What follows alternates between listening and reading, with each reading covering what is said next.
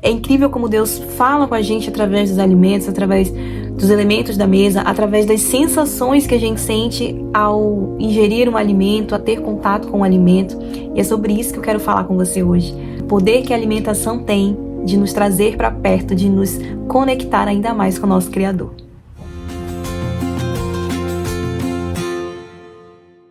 A verdade é que desde muito tempo, desde os tempos antigos, a alimentação e a espiritualidade, elas caminham juntas. Comer nunca foi apenas uma necessidade biológica, fisiológica, porque o alimento em si, ele envolve celebração, ele envolve comunhão, ele envolve simbologia, ele envolve cuidado, ele envolve sobrevivência, ele envolve memória afetiva. Quem nunca, depois de adulto, comeu um alimento que fez você lembrar lá da sua infância, quando a sua avó fazia, quando a sua mãe fazia?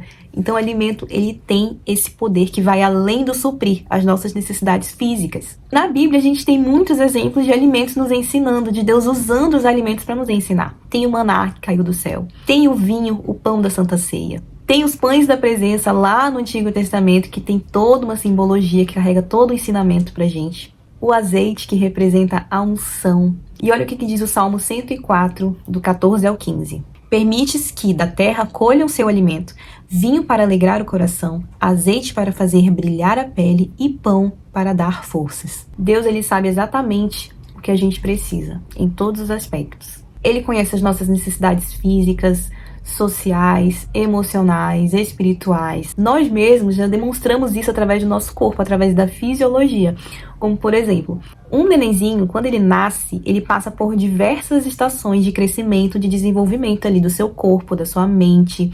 E o leite humano, que é o alimento principal para esse bebê, acompanha todas essas fases. Ou seja, o leite da mãe, ele vai amadurecendo e preparando os nutrientes corretos para cada estação de crescimento, de desenvolvimento desse bebê. Ele vai mudando a sua quantidade de gordura, a sua quantidade de água, os seus nutrientes vão mudando de acordo com o desenvolvimento dessa criança. E isso é algo natural, isso não é algo que a mãe precisa tomar para estimular, isso é natural, é fisiológico, já nasceu com a gente, já, a mulher, a mãe, ela já tem essa capacidade de produzir o alimento para o seu bebê. Outro exemplo é quando o nosso corpo passa a manifestar necessidade de determinados nutrientes. Quando você está, por exemplo, com deficiência de ferro, você desenvolve uma situação que a gente chama na nutrição de pica, que é quando você tem vontade de comer coisas inusitadas. E isso está relacionado com a deficiência de ferro. Então, existem muitas situações em que o nosso corpo pode sim determinar qual tipo de nutriente ele está precisando. Isso não é só ciência, isso é algo divino, isso vem do nosso Criador. E no texto que a gente acabou de ler, Deus usa 3 alimentos para nos dar, assim, 3 lições valiosíssimas. Eu vou discorrer com você sobre elas. Cada alimento possui uma função nutricional, um valor cultural e um simbolismo espiritual. O primeiro deles é o vinho, que representa a alegria. O vinho é uma bebida milenar, atravessou muitas gerações. E na Bíblia, o vinho ele aparece de muitas formas. Em festas, em casamentos, em celebrações, em representações como, por exemplo, a Santa Ceia. O primeiro milagre de Jesus foi transformando água em vinho. Você bem sabe que o vinho é resultado da fermentação da uva. E algumas características nutricionais que eu posso citar do vinho é que ele possui compostos antioxidantes, ele possui resveratrol, ele possui polifenóis. Mas, Giovana, que tanto de palavra difícil é essa? Eu vou resumir para você. Cientificamente, o consumo moderado de vinho está relacionado com o rejuvenescimento, saúde cardiovascular e o relaxamento como um todo. Obviamente que eu tô falando de um consumo bem moderado e eu não vou entrar no mérito se pode ou se não pode tomar vinho relacionado à questão espiritual. Eu tô te dando um dado científico de um elemento, de um alimento milenar, ok? Mas agora, trazendo o contexto para o que a gente acabou de ler, o vinho, ele não é só um suco de uva.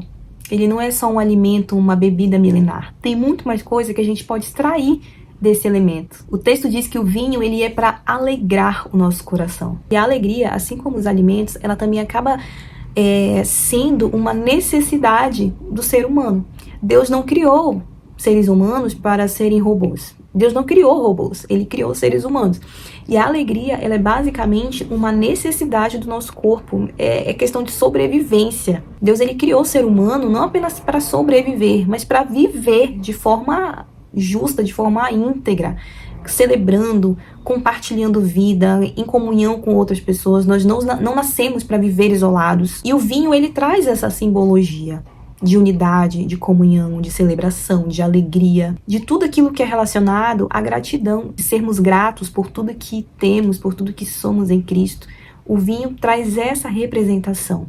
A alegria da salvação, a alegria de estarmos vivos, a alegria de podermos fazer coisas simples do nosso cotidiano, coisas que muitas vezes outras pessoas não conseguem fazer, sabe? Essa alegria que a gente precisa extrair muitas vezes, assim, lá do fundo, né, da nossa alma, mas que se a gente olhar ao redor, de fato a gente consegue ver alegria em muitas coisas.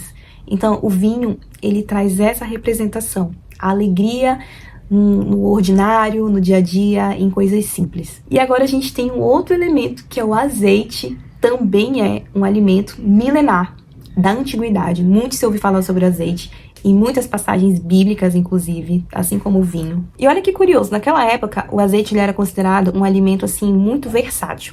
Porque ele podia ser usado na pele, porque ele hidratava. Ele podia ser usado como alimento mesmo, para poder ingerir. Ele era usado como combustível para lâmpada. Inclusive tem a passagem das 10 virgens, né, que elas usam azeite para poder acender as lamparinas. E ele também é usado como instrumento de unção, porque, né, era derramado azeite na cabeça ali de pessoas separadas para determinada função espiritual, enfim. Então, um alimento extremamente importante e versátil. Assim como o vinho, ele também possui antioxidantes, ele possui gorduras boas, ele possui vitamina E. Tudo isso também contribui para uma saúde cardiovascular. Ele ajuda na questão cerebral, na saúde do nosso cérebro. Também tem uma atuação anti-inflamatória. Então, nutricionalmente, também é um alimento riquíssimo que traz muitos benefícios para a nossa saúde. E esse fazer brilhar a pele, né, que o texto cita. Como eu falei para você, antigamente as pessoas usavam o azeite para hidratar o corpo, né, para que a pele não ficasse tão seca. Era uma região desértica, então, enfim, eles sofriam muito com a seca ali da pele, com aquela pele ressecada.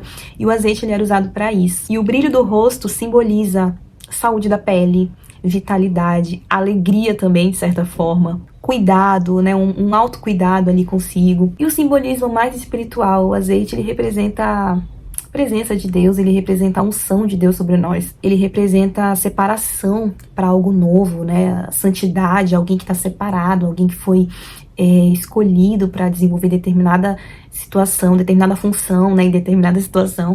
Então, assim, o azeite ele representa muitas coisas. Reis e sacerdotes eram ungidos com azeite. O azeite era usado para acender lamparinas naquela época. Então, um item extremamente importante para o cotidiano daquelas pessoas, e trazendo para a nossa realidade, o azeite não pode faltar na nossa vida.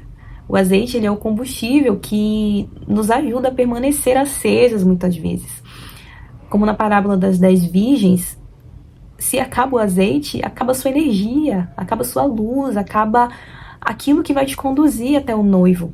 Então o azeite ele representa tudo isso, não apenas uma questão de aparência saudável, mas algo que de fato tem a ver com a nossa energia espiritual. E falando de energia, vamos para o terceiro elemento, porque ele sim representa muito bem energia, que é o pão, que traz força e sustento, o alimento básico, carboidrato, né, a base. Hoje em dia não se fala tanto que carboidrato é a base, tivemos algumas mudanças aí no mundo da nutrição em relação a isso, mas querendo ou não, gente, falem bem ou falem mal, carboidrato, enfim, é necessário. Você sabe disso, tenho certeza. Desde sempre o pão existe, acompanha toda a história humana. E ele tornou um símbolo universal de sustento, de provisão, de trabalho, de sobrevivência. E na função nutricional ele basicamente fornece energia, ele fornece fibra nos pães integrais, obviamente. De fato, é um alimento base para fornecer energia pra gente. Por isso que o Salmo diz isso, o pão para nos dar força. Olha a sabedoria milenar, tô bem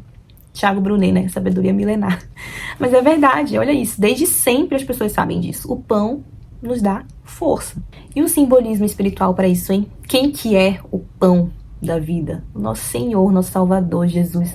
Ele é que nos dá forças para poder continuar, para poder vencer as nossas batalhas. Ele, de fato, assim, é o nosso sustento, é a nossa provisão, é a nossa base. Tudo isso representado na figura, no elemento do pão, pão da vida que é ele. E para finalizar, a gente coloca em equilíbrio esses três elementos, esses três alimentos milenares. O texto reúne alegria, representada pelo vinho, brilho e cuidado, representado pelo azeite, e força e sustento, representado pelo pão. E a gente consegue entender que esse Deus ele é tão maravilhoso que ele demonstra de fato um cuidado, uma preocupação, não apenas com o nosso emocional, mas com o nosso corpo físico também. Deus ele se preocupa com cada pecinha daquilo que nós somos, porque foi ele que nos criou, foi ele que colocou tudo lá. Então ele sabe exatamente como resolver tudo em nós, tudo na gente. Ele oferece força pra gente caminhar. Ele oferece o cuidado que a gente precisa. E só ele pode oferecer a alegria que a gente precisa para poder viver, para poder continuar, para poder não desistir diante de tanta coisa que a gente passa aqui na Terra. Se você gostou do vídeo, não esquece de curtir, comentar, se inscrever, compartilhar com alguém que você acredita que vai gostar de receber essa mensagem, que precisa dessa mensagem. E logo logo eu tô de volta com mais um vídeo aqui pro canal. Beijo e até mais.